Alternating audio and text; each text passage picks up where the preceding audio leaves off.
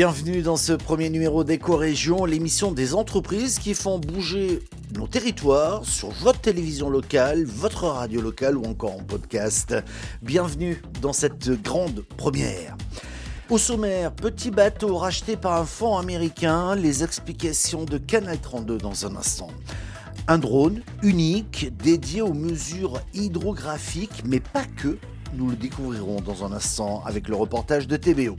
De l'eau de pluie pour nettoyer les bus, Limoges a trouvé la solution, reportage de cette à Limoges. Et puis la fibre qui a du mal à s'installer dans la Sarthe. Encore trop de zones d'ombre noire si vous voulez. LMTV nous en dira plus.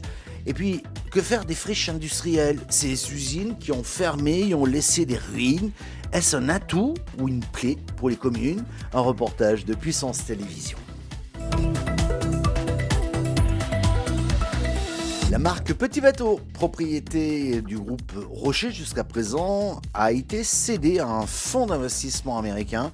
Les précisions et les explications de Canal 32.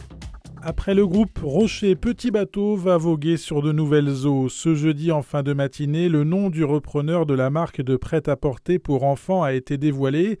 Il s'agit du fonds d'investissement Regent, une structure californienne de capital investissement multisectoriel. Reste à connaître les conséquences concrètes sur l'emploi. Sur le sujet, le groupe Rocher précise dans un communiqué qu'il est convaincu que Regent donnera à la marque l'élan nécessaire pour soutenir ses ambitions, tout en préservant l'ancrage et l'identité qui font sa force. Tout au long du processus, le groupe Rocher restera aux côtés des équipes pour assurer une transition fondée sur le dialogue. Le 15 janvier dernier, le groupe Rocher avait annoncé que la marque Petit Bateau était à vendre afin d'insuffler une nouvelle dynamique dans l'entreprise. Il aura fallu donc près de 9 mois pour boucler la reprise. En se séparant de Petit Bateau, le groupe Rocher, originaire de Bretagne et propriétaire de la marque Yves Rocher, souhaitait se recentrer sur son cœur de métier, les cosmétiques. Il possédait la marque Petit Bateau depuis 1988 et avait permis depuis un redressement économique spectaculaire. Cette reprise est une étape importante pour Troyes et son agglomération. Petit Bateau emploie ici 600 personnes, que ce soit dans l'usine historique rue du lieutenant Pierre Murard, un site labellisé entreprise du patrimoine vivant, ou dans l'immense centre logistique à Buchères. Petit Bateau, c'est aujourd'hui 20 millions de t-shirts fabriqués par an, essentiellement au Maroc, et 2300 emplois en France.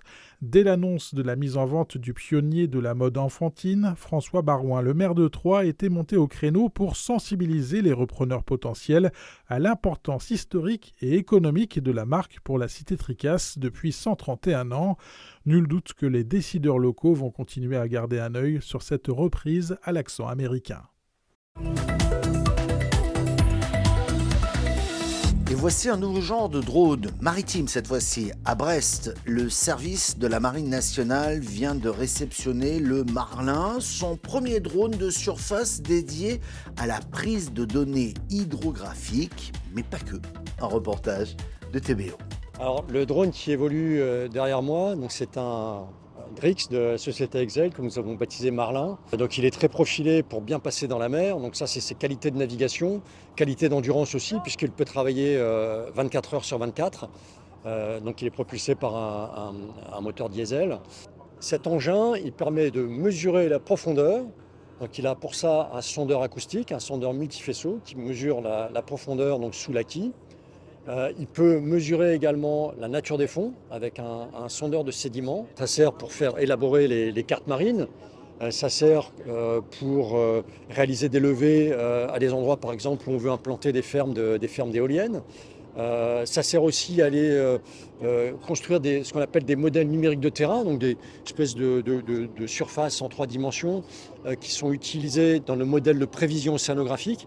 Quand on fait un modèle de prévision océanographique, on a besoin d'avoir une description très précise du fond des océans pour pouvoir faire tourner ces modèles. Il sert également donc peut servir à terme à mesurer du magnétisme, des champs géophysiques qui sont utilisés dans des applications civiles et militaires.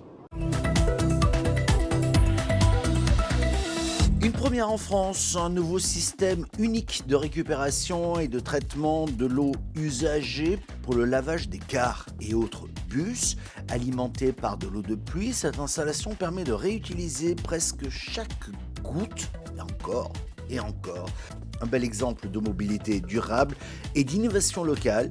Un reportage de 7 à Limoges. Direction la régie régionale des transports de la Haute-Vienne, où est en test depuis près d'1 an un système de récupération d'eau de lavage d'écart, une première en France. Aujourd'hui, on est sur le 2.1 de la station de lavage de la régie, où on était, on va dire, sur un système vieillissant et avec beaucoup, on va dire, de produits qu'on était obligé d'injecter dans l'eau de lavage, dans l'eau de recyclage pour la tenir à peu près propre, pour pouvoir trier les particules en suspension dans nos cuves et tout.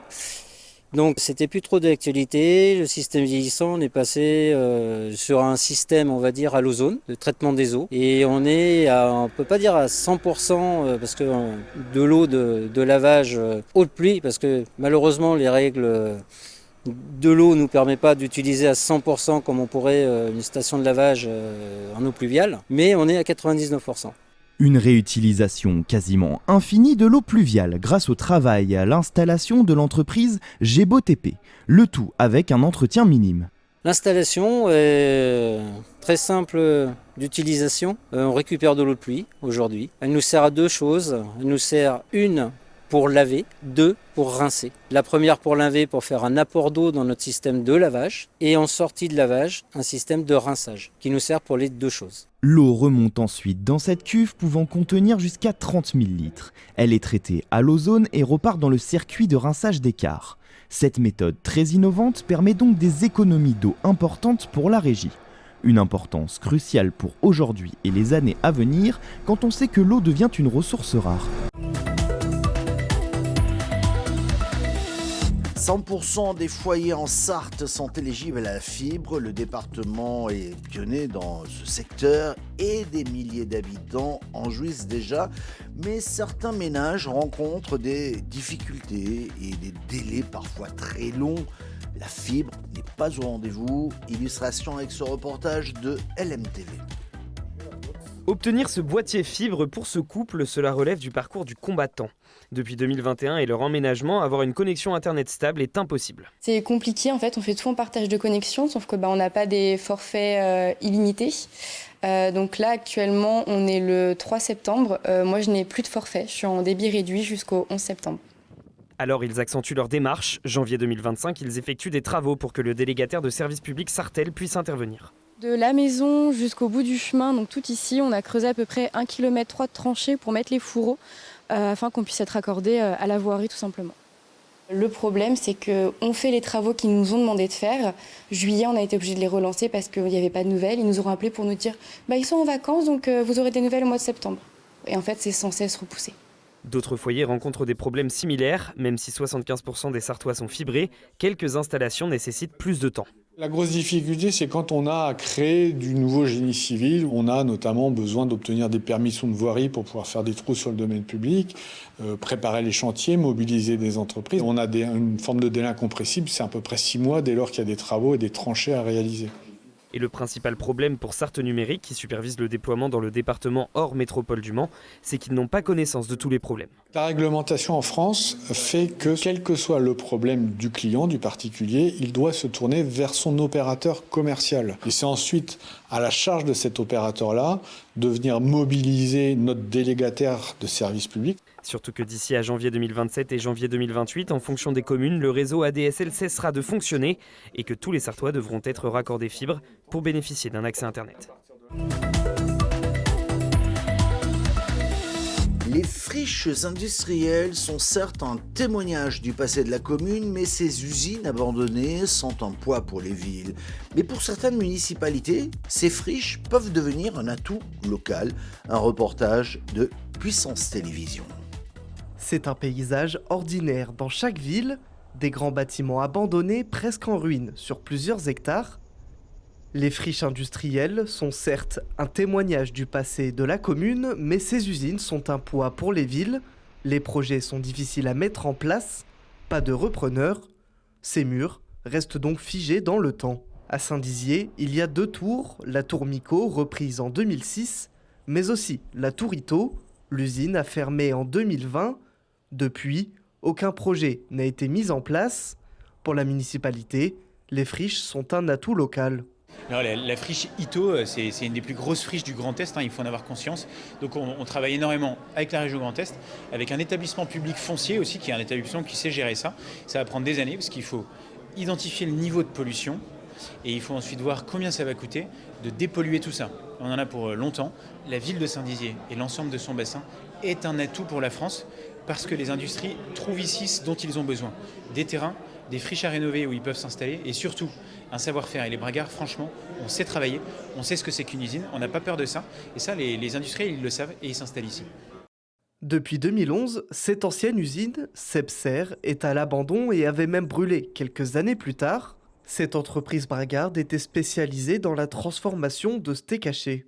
Dans la commune de Vitry-le-François, c'est un autre terrain de 5 hectares qui lui aussi est concerné. La friche Sarreguemines, fermée depuis une quinzaine d'années, va être détruite puis reconstruite. Plus de 70 logements, des jardins ou encore une maison des sports vont voir le jour d'ici une dizaine d'années. C'est une plaie, parce que quelquefois il y a eu des intrusions dans ces lieux, on a eu des incendies, et puis au fil du développement de l'activité, on a de l'amiante, donc ce sont des sites de pollution, et donc il faut résorber tout cela, et ça va prendre beaucoup de temps, ça va prendre aussi beaucoup d'argent. Mais c'est une politique nécessaire qui s'inscrit dans le long terme. Donc on engage cela depuis maintenant 2 ans. Et là, on est sur les travaux préparatoires à la dépollution. Cette disparition, un malheur pour le territoire. Aujourd'hui, il faut en faire un atout pour celui-ci, pour reconstruire la ville de demain, pour construire la ville de demain, pour donner une perspective à ce territoire. À Vitry-le-François, comme à Saint-Dizier, les friches se fondent dans la nature et deviennent même un terrain de jeu. Dans le département de la Marne, il y a 199 sites industriels abandonnés, presque tout autant en Haute-Marne. Pourtant, ces bâtiments sont des fois réindustrialisés, comme la friche Renault, reprise depuis maintenant plusieurs mois. Merci d'avoir suivi cette émission que vous pouvez retrouver en podcast, audio ou vidéo sur le site de votre télévision locale, mais vous pouvez également nous retrouver sur toutes les bonnes plateformes de podcast vidéo. Et puis un grand merci également à toutes les radios qui nous diffusent. À la semaine prochaine.